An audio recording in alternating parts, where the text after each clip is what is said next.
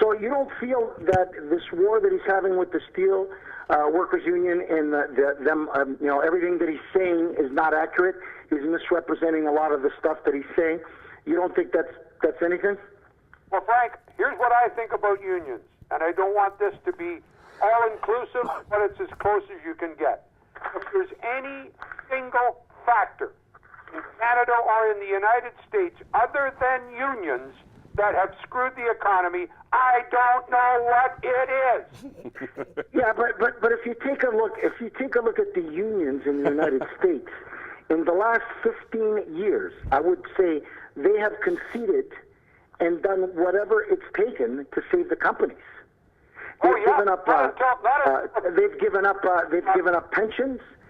They've given up raises. I mean, right now the unions who stuck by GM and Chrysler. Now those companies are making money, especially General Motors, and they want their money. Well, I don't. They partnered, and the steel workers, the United Steelworkers in the United States have been taking a beating. Yeah. Well, massive beating. Do you remember Pittsburgh was steel town? Oh yeah. Now it's part of the Rust Belt. Try to find a plant there. Now it's part of the Rust Belt. Yeah, that's been going on for years, eh? Yeah. But what I'm trying to tell you is, you can't blame unions anymore for mismanagement. You have to blame unfair importation, and one of the lead culprits of illegal or steel that you can't bring in is Donald Trump. He brought in steel from countries that he wasn't supposed to. Well, now he's saying that he's going to charge everybody who moves their plants, he's going to charge them 35%, and that's not going to happen because already the Republicans are beginning to say, well, you know what, Frank? Could be right on the 90-day impeachment, and I'm lined up, whatever I have to pay you. I know that you know more about this than I will ever know, but I know one thing. We are a lot better off with Donald J. Trump in the head seat than having Hillary Dockery. Hillary Clinton is not in power anymore. It's Donald Trump. And in the history of the presidency of the United States, no president before the inauguration has created so much shit before he's officially the president. I don't. You have total disdain for the Democratic Party and Hillary Clinton. Fair enough. That's why there's parties and people elect them. Here's my issues. If there's a recount, if there's a fucking recount, and I'm going to tell you, I guarantee you $1 billion that if it was the other way around, that Hillary Clinton would have won, there'd be fucking recounts and it'd be a fucking mess right now. There's a recount. So if he won, concisely with the electoral votes, why are you sending lawyers to the Supreme Court of the United States of America to stop this recount? Why? Oh, I have no idea.